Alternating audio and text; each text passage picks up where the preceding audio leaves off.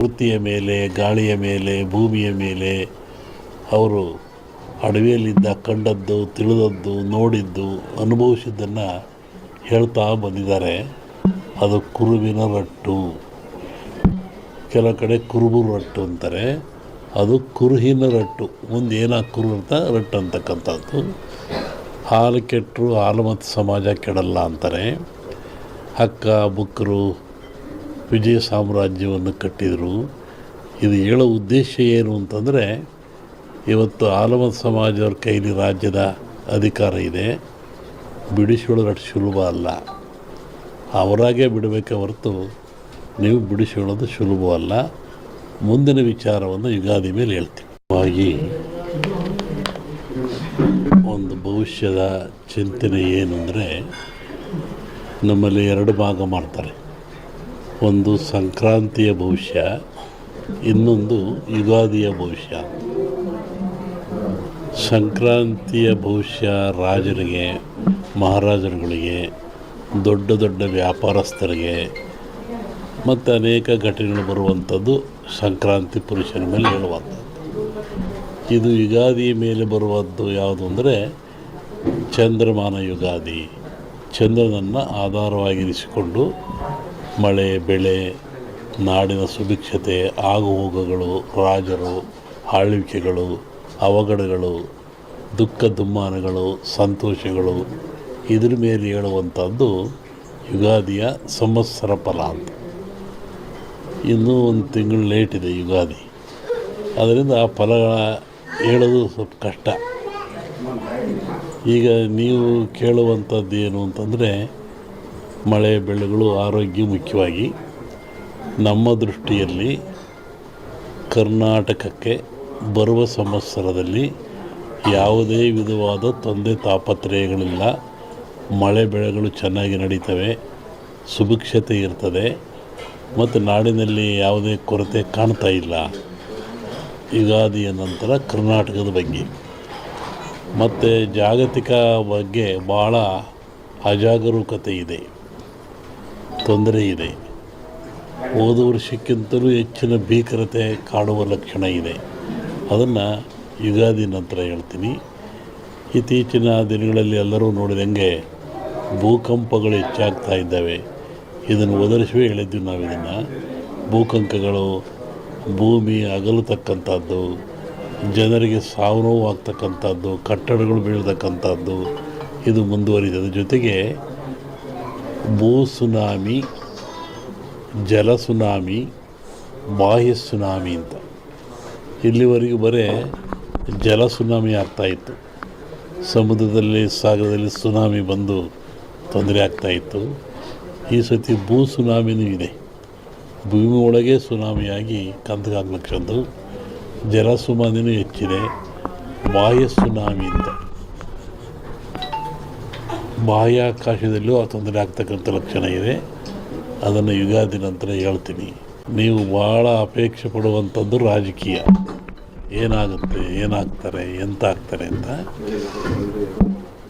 ಒಂದು ಸಾಂಪ್ರದಾಯಿಕವಾದ ಮಾತು. ಎಲ್ಲ ಧರ್ಮಗಳು ಇದ್ದಾವೆ, ಎಲ್ಲ ಸಮಾಜಗಳು ಇದ್ದಾವೆ, ಎಲ್ಲ ವರ್ಗದವರು, ದೈವದವರು ಈ ಭೂಮಿಯಲ್ಲಿ ವಾಸ ಮಾಡ್ತಾ ಇದ್ದಾರೆ. ಒಂದು ಸಮಾಜ ಪ್ರಾಚೀನ ಕಾಲದಿಂದಲೂ ಸಹಿತ ಹಾಲುಮತ ಸಮಾಜ ಅಂತ ಕರೀತಾರೆ. ಹಾಲುಮತ ಸಮಾಜ ಅಂದರೆ ಅವರು ಅಡವಿಯಲ್ಲಿದ್ದು ಕುರಿಗಳನ್ನು ಸಾಕಿಕೊಂಡು, ಕುರಿಯ ಇಲ್ಲಿ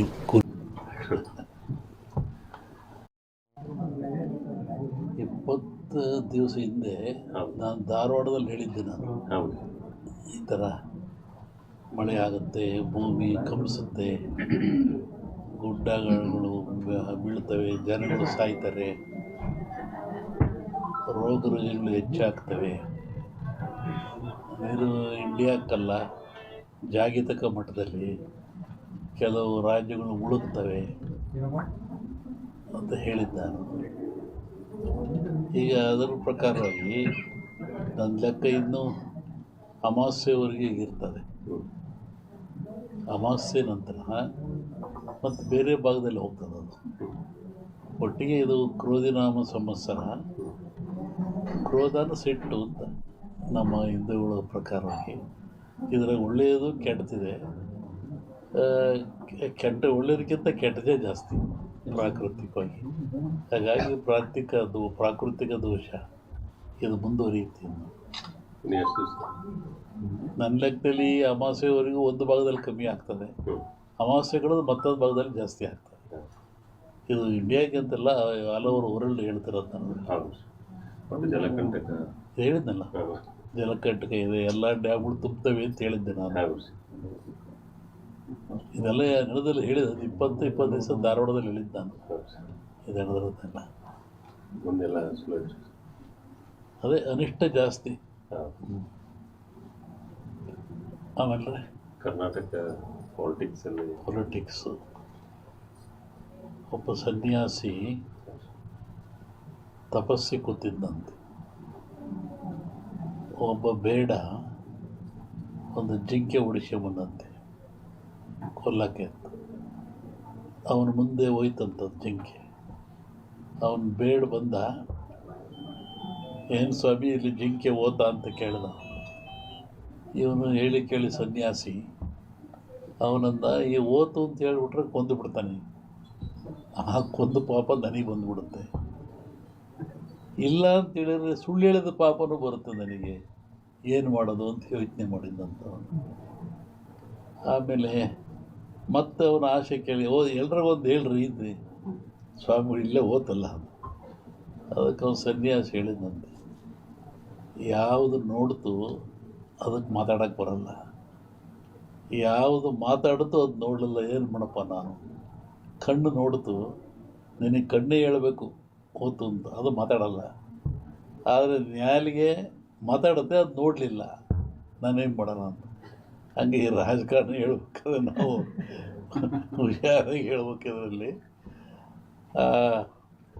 ಇನ್ನೂ ಒಂದು ಹೇಳಿದ್ದು ನಾನು 20 ಹಿಂದೆ, ಮಹಾಭಾರತದ ಸನ್ನಿವೇಶ ತಗೊಂಡು ವೀರನಾಗಿರ್ತಕ್ಕಂಥ ಅಭಿಮನ್ಯುವನ್ನು ಕಾರಣ ಎಲ್ಲ ಸೇರಿ ಆ ಬಿಲ್ಲಿನ ದಾನವನ್ನು ಕಟ್ಟು ಮಾಡಿ ಅವನು ಮೋಸದಲ್ಲಿ ಕೊಲ್ತಾರೆ ಅಂತ.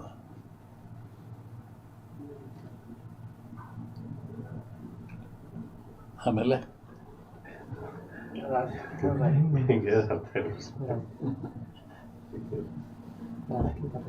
ಸಂಸತ್ನಲ್ಲಿ ಅದನ್ನ ಅಂದಾರಲ್ಲ, ರಾಹುಲ್ ಗಾಂಧಿ ಅದನ್ನ ಅಂದಾರಲ್ಲ ಸಂಸತ್ನಲ್ಲಿ. ರಾಷ್ಟ್ರ ರಾಜಕಾರಣದ ಬಗ್ಗೆ ಹೇಳೋದಾದ್ರೆ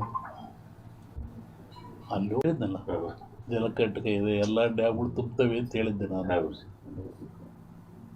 ಇದೆಲ್ಲ ನಡೆದಲ್ಲಿ ಹೇಳಿದ 20 ದಿವಸ ಧಾರವಾಡದಲ್ಲಿ ಹೇಳಿದ್ದೆ ನಾನು.